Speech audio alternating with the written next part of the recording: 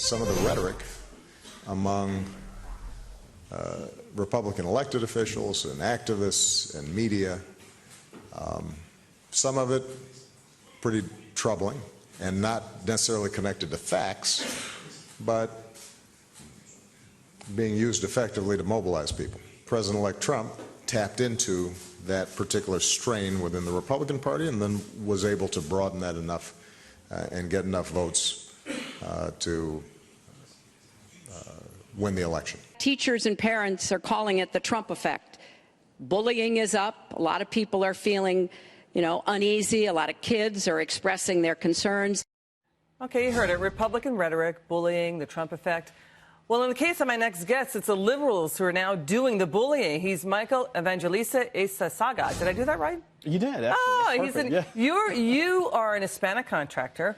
You're bidding to work on the border wall. Yes. And now you're getting death threats? What's going on? Yeah, well, you have to understand, over the last 35 years, you've had people that are entrenched in their position. Nothing has been done on immigration reform whatsoever. So you have one side... Which we want to hear about the death threats. Oh, well, yeah, absolutely. Yeah, well, as soon as the press were discussing our involvement in building the border wall, it went crazy. There were calls coming in. They were nonstop. Yeah, people were just yelling at us, yelling at my staff. Death threats? Absolutely. Like what? Threats. Saying what? Yeah, that you better watch your back. We know where you are, those kinds of things. You got one today? I got one today, in fact, yeah. Somebody called you and said what? Said that I need to watch my back, and we know where you are, we're watching you, and there's a price to pay for what you're doing. Did you tell the police? Yeah, we did. We actually have been in close contact with the police, who've been very receptive to our complaints. They understand that we're under a threat, a real threat. Do you feel like you're in danger? I think that there's a lot of crazy people who are talking very loudly. The ones that I'm worried about are the ones that aren't making the phone calls. The people that are talking and just expressing their anger, those are not really the ones that I worry about. I worry about the ones that are simmering underneath and not making. Can you tell, when people call you, can you say in 2006, Senator Obama wanted the wall. He wanted the border barrier. He voted for it. Hillary Clinton wanted the wall. She voted for it. Joe Biden wanted it. Chuck Schumer wanted it. Is that information getting out there? Well, it is in some sense. I mean, you have to understand these people. The Democrats have engaged in identity politics, probably, especially during this last campaign. And so suddenly, if you are building the border wall, it's not that you are in favor of securing your own borders, which is the sovereign right of every nation. What they're saying now is that you're a racist for wanting to secure your own borders, which is just categorically false. Does your fellow Hispanics and Latinos agree that this is idiotic, what they're saying? Yeah. Well, I think the real issue right now is when we explain to these people why we're building the wall, because we wanted to be a productive part of the solution. Our great fear was that there were some companies that were proposing what we consider to be inhumane options. They were talking about electrified fence and things like that. And they were talking, very serious, life-threatening things.